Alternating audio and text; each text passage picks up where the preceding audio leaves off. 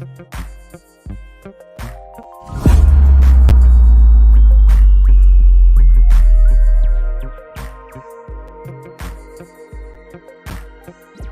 you for tuning in.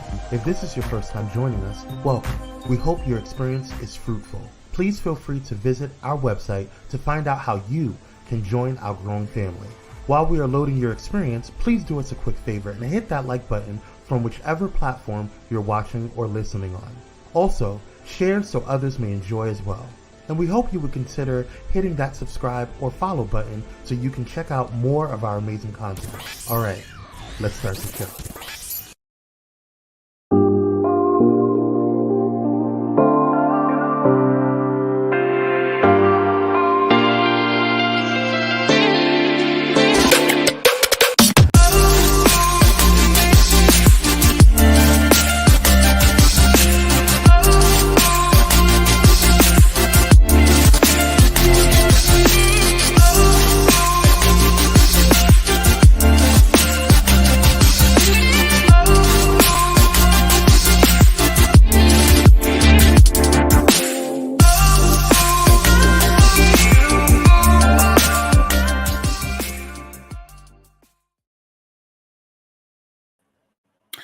Hey, y'all. Happy Friday, Junior. Y'all know I love Friday, Junior. Hey, cupcakes. Hey, how you doing?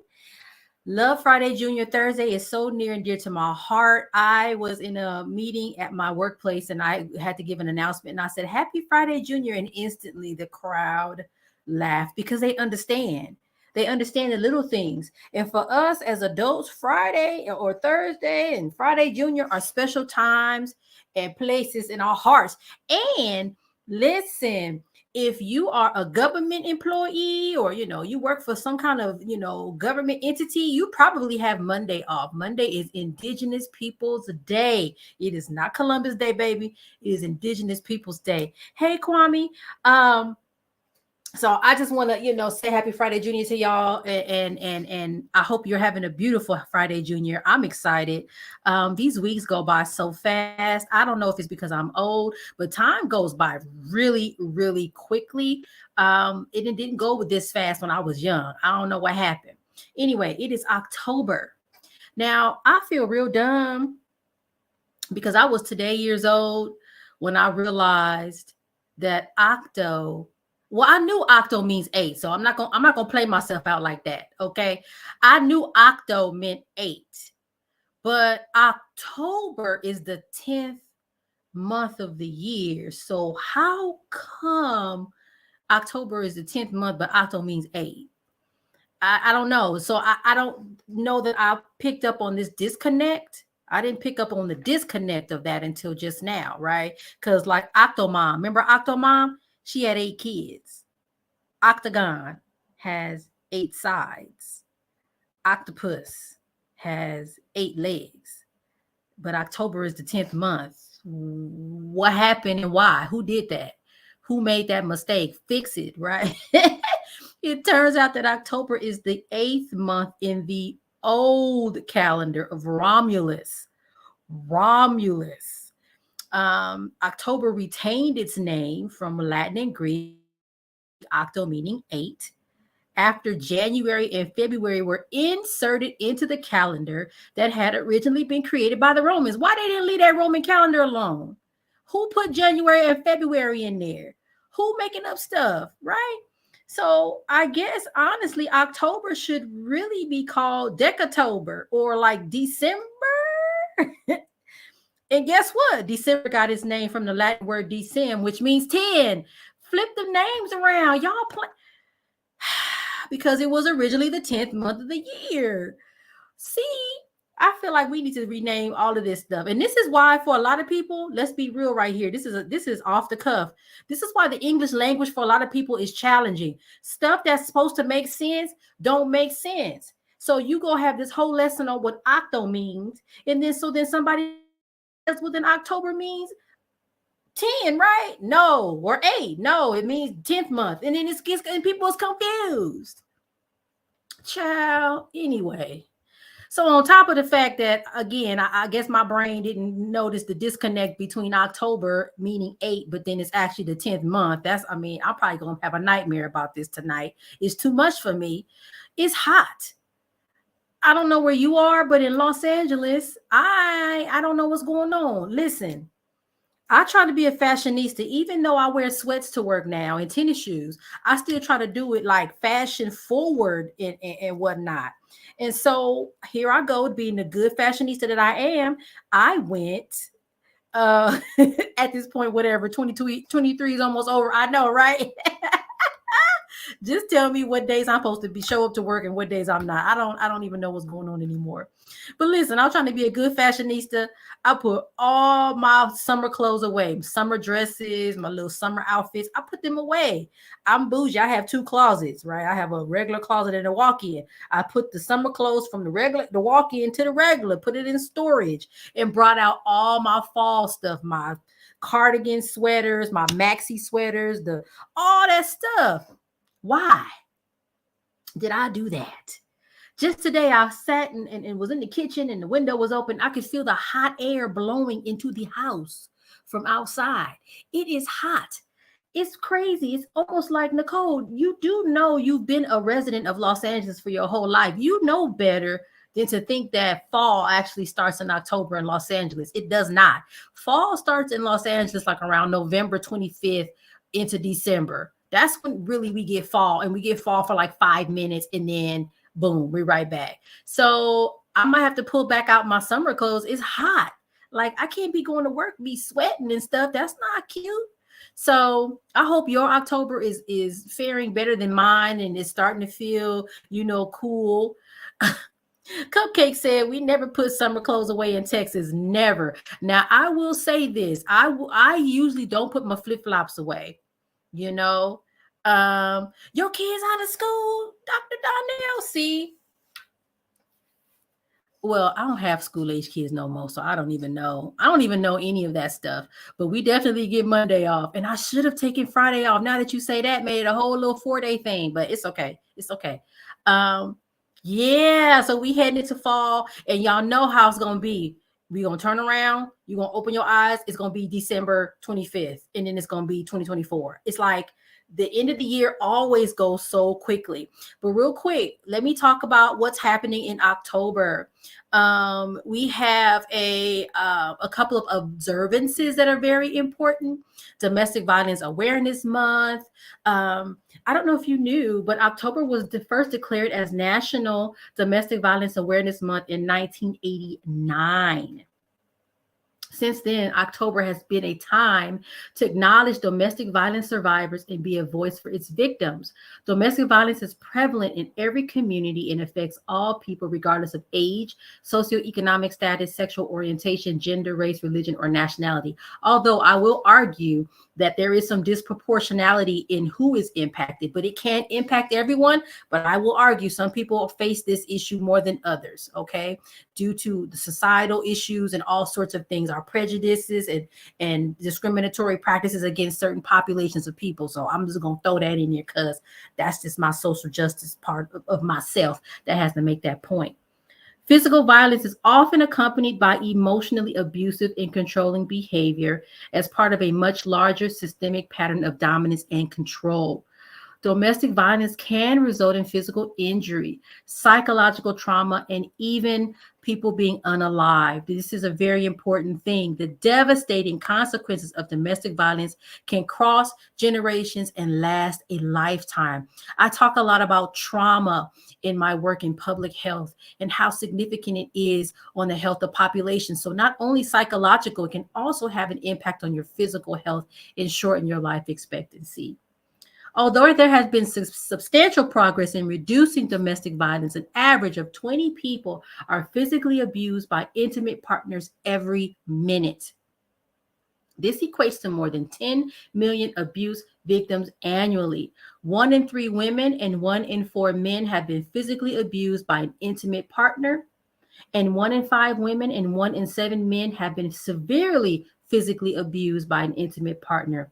Millions of Americans live in daily silent fear within their own homes. There are places where you can get support if you are facing domestic violence. I was actually watching Jackie Ina the other day on her Instagram, and she was talking about it and how she is a survivor, and how she advocates for really supporting victims of domestic violence. But there are lots of support systems. If you're not sure, you can call 211 in your jurisdiction and get assistance. If you need to call the police, you need to do that. You do what you got to do, but be safe, and take care of yourself. I mean, it's a lot to deal with, and oftentimes can be very hard to ask for that help.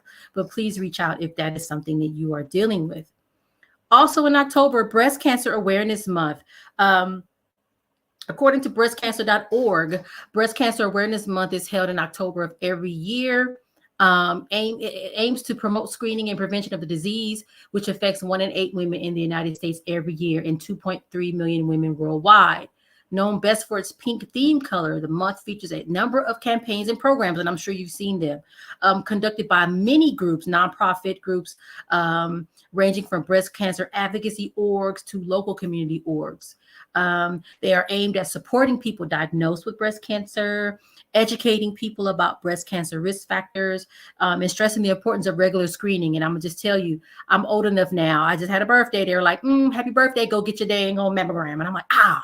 So I gotta go get my mammogram, go do the thing to take care of myself. So just if you are 45 or older, if you have family history, go get your mammogram. Some of these organizations also fundraise for breast cancer research. Backtrack. Someone mentioned in the comments they didn't know that Jackie Ina was a domestic violence survivor. Yes, she has talked about it. I don't think she's talked about it a lot, but I think she mentioned her first spouse. Back in those days is when the issues were occurring for her. I don't know how vocal, but she has brought it up. I think even in a recent post, she kind of brought it up to kind of really advocate. Dr. Donnell says, I had on my pink today for my mommy who is a survivor and my aunt going through it a second time now. I have heard of that. I had a classmate many years ago when I taught at Cal State LA. She had breast cancer twice. First time they had done the, what is it called? Mastectomy. I hope I'm saying that right. Where both of her breasts were removed, but then for some reason she got cancer again. And it's like, I don't know what's happening. If it's something with the environment, what's going on, but a lot of people, unfortunately, are experiencing breast cancer, and it's, for some reason, to me, it's either hereditary or some sort of genetic thing, but then it also seems like there's some other environmental component. So we do need these organizations around to help raise money and raise awareness for breast cancer. Really, really important. And again, if you are within that age range or even younger, because if you know that it's in your family, if you're even under 45, you probably should be getting regular mammograms and doing those monthly breast exams, self-breast exams. Okay, so take care of yourself. Lastly, and then we'll go to commercial, Health Literacy Month. So you guys know I'm a health educator by profession. I've been trained. I have a master's degree in public health, in health communications and health promotion. So health literacy is super, super important for me. For more than 20 years, October has been recognized as Health Literacy Month. It's an international observance when hospitals, health centers, literacy programs, libraries, social service agencies, and a whole host of organizations work together to integrate and expand the mission of health literacy. This Health Literacy Month was founded in 1999 by Helen Osborne and is now sponsored by the Institute for Healthcare Advancement. Now, health literacy is really important, and let me explain to you why. When we're talking about things like COVID or diabetes or high blood pressure, we have to provide that information in a way that is easy for the public to understand, and they know what to do with the information provided to them. And they should be able to get that information the very first time they read that document. They should not have to read it 3 times or go back and say, what does that mean? It should be clear, easy to understand, and actionable. So health literacy is really important because, again, if we're trying to get people to understand why it's important to wear a mask, It can't be all this medical language. It can't be written at a 12th grade or college level writing, because the majority of the population does not read at that level. Most literature for healthcare purposes should be written at 6th grade or below. And it's not even about the fact that, oh, the population is uneducated. Think about it. If we're in an emergency, I'm almost done with my doctorate degree. If we're in a emergency, a public health emergency, I don't have time to turn on that side of my brain. It needs to be written in the 5th grade level if you need me to process that thing and do it. Right. So it's really about making information easy to understand so people can act on it and do what we're asking them to do, of course, right? So health literacy is super, super important. We also know that in our population, depending on where you live, for example, some people do not speak English. That is not their first language. It is not any of they speak Spanish, or they speak some other language and no other language. So how do we then make sure they understand what we want to convey to them in their language? So literacy is really, really important so that people know what's happening to them in regards to their health, or they get their questions answered in regards to a specific health issue. So yeah, look into that if you've never heard of health literacy. Really interesting line of work, really important line of work. And if nothing showed us anything, it was COVID that taught us how important health literacy is. All right, we about to head to a commercial before we get into some juiciness. Hey.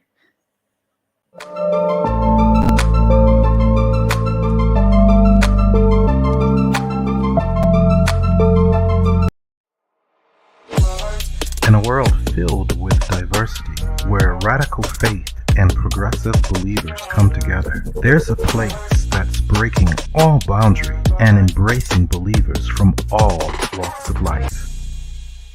Bullet and Flight Radio, where believers unite, boundaries break, and love triumphs.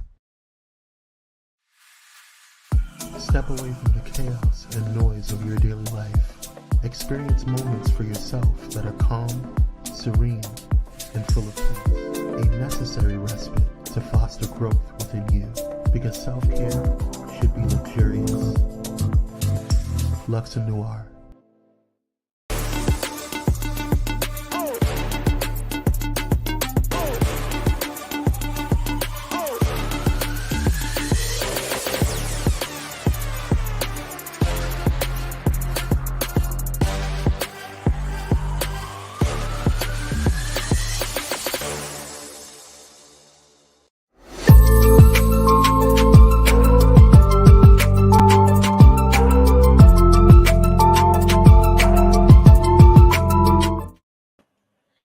We are back. Hey, hey, hey.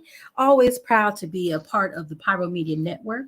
Been an amazing experience. I feel like I've been part of this family forever. I guess that's a good thing. You never want to feel like, dang, I'm part of this family. You want to feel like I'm part of this family and I can't even remember when I started. I always say that when you meet somebody and you can't even remember how y'all met, I feel like that's a good thing. I really feel like in my heart, that's a good thing when you can't even remember how it all started. But you just know you always felt like you've been there forever. That's a great feeling. So again, proud to be a member of the Pyro Media Network. Woo woo! And stay connected, baby. You can get notifications when we go live or upload. All you gotta do, it's real simple. I know you got a smartphone. You text Blaze to 833-793-2423. Simple as that. And you won't ever miss an episode. I mean, come on, how can you miss me? I'm just, I'm that person. I'm just kidding. I don't know if I'm that person, but I am funny and I'm informative and I like to help folks. And I always bring y'all good information. So that's good enough reason to want to stay in tune and stay on top of things with Pyro Media Network and Nicole Vick Live. All right. So last month I had an amazing assortment of episodes. We did a birthday recap on the day before my birthday, my daughter and I. I'm gonna bring her back on more often. I think she's ready. She took a little moment. She was like, I'm tired, but I think she's back and ready to kind of engage. She roasted me as always, but I love it. And I love her perspective on everything. So she'll be back. I think we'll bring her back next week. We'll see if she has time for her mama. we'll see. But we had a beautiful time going live on the 21st of September. After that, we went to a jazz lounge. That was her idea. It was really nice. I feel like it was more of a date night type thing as opposed to a birthday party thing. But we all grown at this point, so it worked out. And then we went to go eat some vegan food after, because y'all know I'm vegan. So we went to go eat vegan food. And then Friday, I went to a gala for an organization that I'm on the board for. I'm on the board of an organization called Esperanza. And I pretended that the gala, which is a fundraiser, was my birthday party. So, I was like, yay, all these people are here for me. We had music, it was food, hey, I took advantage of the opportunity. It was beautiful. It had some friends come out and join me, which I greatly appreciated. Had a really good time. So birthday was beautiful. The episode you guys saw on the 21st, it was fun. Check it out if you haven't had a chance. We also had on last month, Felicia Scarpati Myers. Oh my gosh, that manifestation journal, beautiful journal. And let me tell you, and I mentioned it in that episode, that something that I had manifested actually did come to fruition, at least partly, right? And I said, oh my goodness. And something else has happened that I manifested. I said, I need this outcome. And I got it partially at this point, but I'm claiming it. I believe my ancestors is looking out for me. Oh, going back, and it's actually kind of related to the manifestation and the ancestors and the birthday. Do you know, y'all? I talked about this on TikTok. Do you know my mama sent me a birthday card, one of them big old Hallmark cards that you open and it pops out a bouquet or something like that?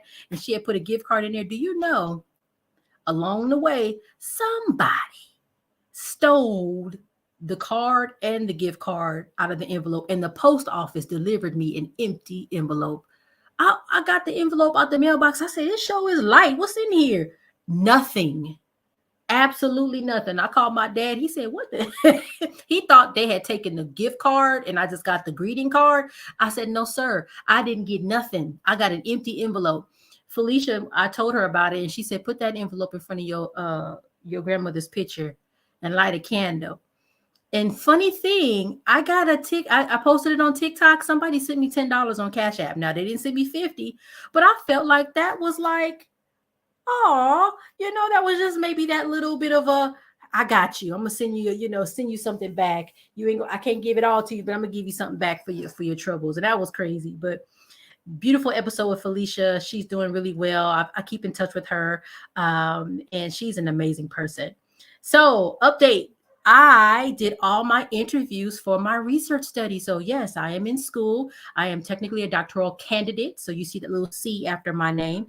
I cannot be called Dr. Vick yet. Don't people still call me that? And I'm like, but I'm not really Dr. Vick yet. But maybe that's that manifestation too, because people have been calling me Dr. Vick since like long time ago. So I try to correct them, but people do what they do.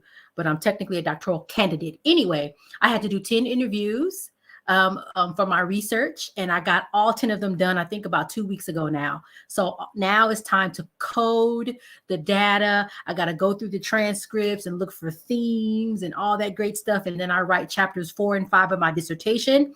And if all is said and done, I'll be done in May. I will be walking and will be Dr. Vick in May 2024. So I know Kwame. Kwame said, I'm going to call you Dr. Vick anyway. I know the eyelash lady said the same thing. I'm not going to argue with people about that. You know what I'm going to do? You know what I'm saying? See, Dr. Donnell, you understand. Yep, it's okay. I'm not going to argue with people on that. I feel like, it is what it is, and I'm close enough. It's fine. But I cannot refer to myself in that capacity yet. I don't want no problem. I don't want no trouble at the river. No, indeed. All right, y'all. Transitioning. Dr. Vick. I don't even know if I'm gonna be like, who is Dr. Vick? I remember, okay, quick story, then I'm gonna change gears. I remember when I first started teaching. This is at Cal State University, Los Angeles. And, I had my back turned. I don't know what I was doing. And they were like, Dr. Vick. And I was like, who the hell is Dr. Vick? I was like, they're talking to me. Again, I had never considered myself that. So I was like, who are they talking about? It was so funny. Or even when they would call me Professor Vick, I'm like, who the hell is Professor? Oh, they're talking to me. I'm like, you can just call me Nicole. But you got to let people show you that respect if they desire to do so. I don't ever want to turn nobody down from that. So, all right. Next, I want to talk about something I posted, I believe, on TikTok and LinkedIn. It was this beautiful graphic. I even touched on it just today, but it was a post that talks about really honoring the past versions of yourself as you move along in life, stopping to honor them, and because they're happy for you, they see you as progressing. And so I wanted to touch on that because there are some past versions of myself that I think are very proud of me. You know, this is so funny that sometimes we complain about where we are in life. Oh, I'm not where I should be. I wanted to be over here. But when you really think about how far you've come, you stop and look back, those past versions of yourself that were unhealed, that didn't know what was next, are really like, girl, you done came so far. What? So I want to talk about those past versions of myself that I am hoping are super, super happy for me. And I want you to reflect on the past versions of yourself where you recognize maybe that you were not healed 100%, and that are they're rooting for you and they're happy because they see how far you've gone. Listen, in elementary school, I was the little fat girl. I was the smart girl, the nerd. I think I had a lot of friends, so I don't think I was a shut out of the in crowd, but I did know very early that I was not the in crowd. I was not the popular kid. And I think it was the beginning of my people pleasing, very uncertain of myself, very self-conscious of myself. But I still managed to make friends, so that there was some good moments of my life then. But then there was also the other side where my mother gave me Slim Fast. I don't know. I haven't talked to her since about those times, but I remember in the morning drinking that Slim Fast. I don't know if I asked her for the Slim Fast and she just went ahead and gave it to me because that's what I wanted, because I wanted to be skinny so bad. But that version of myself that was so unsure, so unhappy with the body that I was living in, I know that elementary school version of myself is looking at me like, girl, you still chunky, baby. But you good. You've come so far. You are okay with your body as it is, and you are sure of yourself. I'm happy for you. I can see that in my spirit when I think about my young self. My junior high school self, listen, I went to a parochial school, little private school here in South Los Angeles. There are quite a few of them, and there was one. It's actually down the street from my house where I live now. I was a fish out of water. Fish out of water. Because I come from this parochial school, going into this public junior high school, thousands of students. I'm like, what? Lost. Trying to, again, understand who I am, right?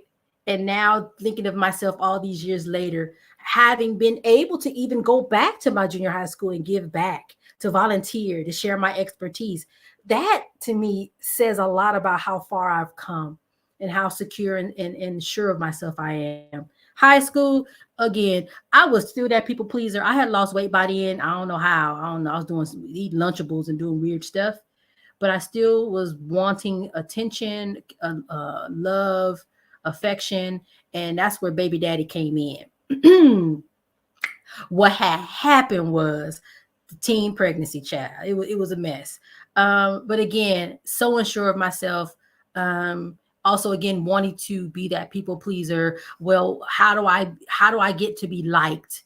How do I get to be popular? And somehow I snagged the popular dude. I don't know what that was. I don't know. I'd have to ask him, even though I don't really talk to him no more. Her dad, my daughter's dad. But it was a weird time in high school. Again, super smart, salutatorian of the high school class, but wanting that affection, attention, validation. It really kind of caused me to do certain things that I wouldn't do now. I wouldn't advise anybody to do, right? And so again, that teen mom, unsure, uncertain, don't know what's happening, but still had enough smarts. I'm going to go to college. I'm going to get this degree, but I still just didn't have that other part of me. I didn't have that validation, I think, that I crave so much. So I think those versions of myself are standing in front of me like, girl, look at you. And then, oh, the last one. the 2017 version of me. Ha! Woo! So what happened was I was in this relationship. Again, I just wasn't healed. I was really just chasing people and wanting external validation from them, and instead of focusing on myself. So I had picked someone that was not the best for me, and turned out that there was some cheating happening. It was a whole bunch of stuff happening. So again, it caused me to stop and reflect, what am I doing? And I would hope that those 1, 2, 3, 4 versions of myself are standing in front of me saying, girl, I'm so glad you pushed through. Y'all know that's the title of my book, Pushing Through, finding the light in every lesson. And so I pushed through and got myself to a better space. But I think also what's important to understand about when you think about those earlier versions of yourself, that you have to have those experiences, and to some degree, right?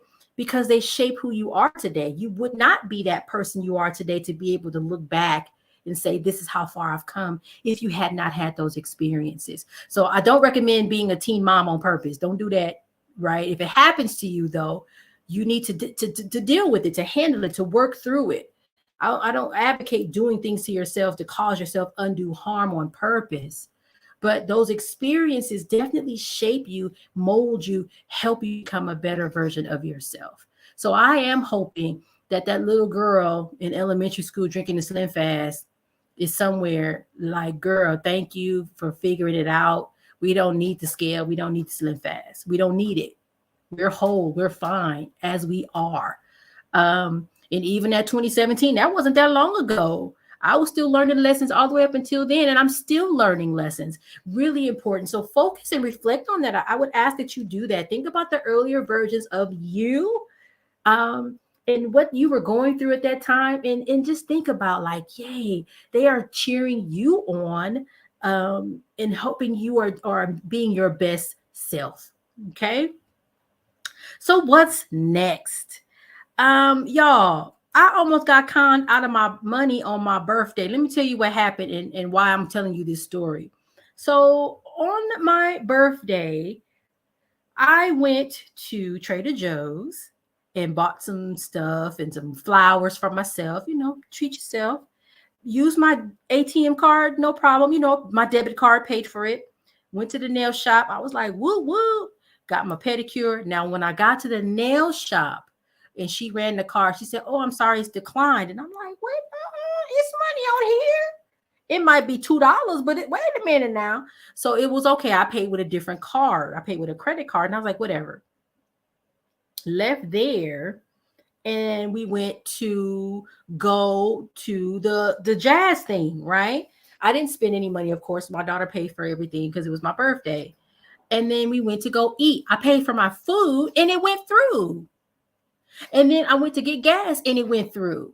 But the weird thing that happened was I bank at a credit union. And so what happens is, with fraud, they have this automated like phone number thing. It'll call you and be like, hey, we detect, some weird activity. Is this you? But I know I'm not the only one.